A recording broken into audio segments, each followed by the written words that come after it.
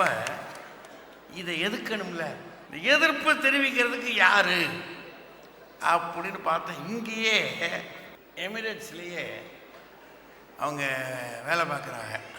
அவங்க திருமதி ஆர்த்தி. வணக்கம் அமீரகம்.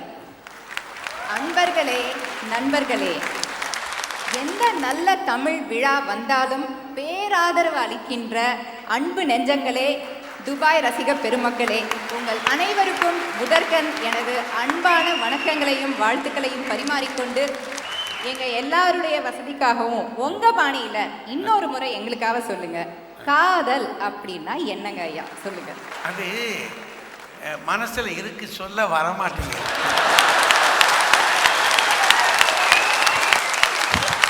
ஆப்ரேஷனே இல்லாம 2 இதயங்கள் இடம் மாறுறதுக்கு பேரு தான் காதல். காதல்ங்கிற வார்த்தைய நான் சொன்ன உடனேயே நம்ம நடுவர் ஐயா அவர்களும் சரி, எதிரணிக்காரங்களும் சரி, அப்படி உற்சாகமா நிமிர்ந்து உட்காந்தாங்க சேர்ல. அதை வச்சு தானமா பிழைச்சிக்கிட்டு இருக்கான். இல்ல சார், அதுதான் காதலோட சக்தி. சும்மா காதால கேட்டாலே அதிர்து இல்ல.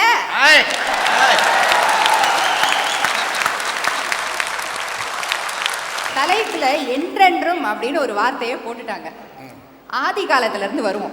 ஆதி மனுஷங்களுக்கெல்லாம் யாருங்க கல்யாணம் பண்ணி வச்சாங்க? இயற்கை படைத்த காதல் தானே. ரஞ்சனி அக்கா, காதல் மேல உங்களுக்கு ஏன் இவ்வளவு கோவம்? கொஞ்சம் உங்க கணவர்கிட்ட போய் அன்பா காதலோட அப்படி சிரிச்ச தினமும் பேசி பாருங்க. அப்புறம் பாருங்க காதலோட மேஜிக்க. இன்னைக்கு இருக்கிறத விட இன்னும் எத்தனை மடங்கு இந்த காதல் உங்க வாழ்க்கையில முன்னேற்றத்தை கொடுக்குது அப்படின்னு. இயற்கை படைத்த அழகிய கவிதை காதல். ஓஷோ சொன்ன மாதிரி அது ஒரு வாழ்க்கை சக்தி. நடுவர் ஐயா அவர்கள் சொன்ன மாதிரி காதல் அப்படின்னு வந்துட்டாலே கவிதையும் அதோட சேர்ந்து வந்துடுது. மரபு கவிதையிலிருந்து புது கவிதை வரைக்கும், நாட்டுப்புற பாடல்ல இருந்து ஹைக்கூ கவிதைகள் வரைக்கும் சும்மா ஜம்முன்னு கலகட்டும். இப்போ நம்ம கவி பேரரசு வைரமுத்து அவர்கள் சொன்ன வரிகளை நான் உங்களுக்காக சொல்றேன். ஏப்ரல் சூரியன், டீசல் புகை, பேருந்து நெரிசல், அலுவலக அலைச்சல், இவை எதிலும் வாடாமல் பத்திரமாய் வைத்திருக்கிறேன். உனக்கு தெரியாமல் உதிர்ந்த, யாருக்கும் தெரியாமல் நான் கவர்ந்த உன் கருங்கூந்தல் சிறு பூவை. பாருங்க, காதலி தலையில இருந்து விழுற ஒரு சின்ன பூவை கூட பூமி அளவுக்கு பெரிய விஷயமா நினைக்கிறாங்க. காதல் இல்லைன்னா தாஜ்மஹாலும் இன்னொரு உலக அதிசயமான பாபிலோன் தொங்கு தோட்டமும் நம்மளுக்கு கிடைச்சிருக்குமா? கிடைக்காது. இன்னைக்கு காதலால தான் தொழில்நுட்பமே வளருது. காதல் இல்லைன்னா ரோபோ கூட இல்லைங்க. ஐடிக்கு போனாலும் தெரியுது.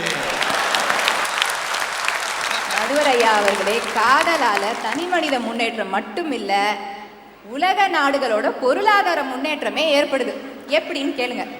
நம்ம ரஞ்சனி அக்கா சொன்னாங்க, எல்லாரும் கையில காதலர்கள் இந்த போனை எடுத்தா திரும்பி வைக்கிறதே இல்லைன்னு.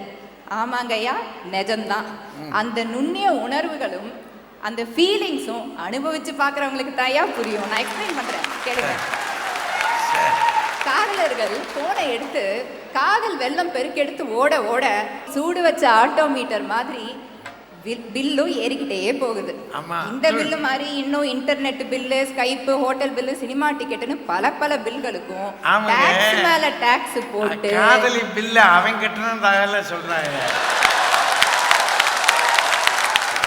பில்க்கு டாக்ஸ் மேல டாக்ஸ் போட்டு இந்த பணம் எல்லாம் எங்க போகுது? கவர்மெண்ட் கஜானாவுக்கு. பாருங்க, காதலால அரசாங்கத்துக்கு எவ்வளவு வருமானம் இருக்குல்ல.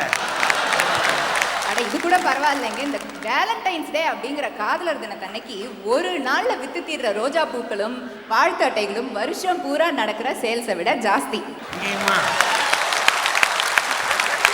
ஆக நம்ம காதலால தனி மனித முன்னேற்றம் மட்டும் இல்லாம உலக நாடுகளோட பொருளாதாரமே முன்னேறுது.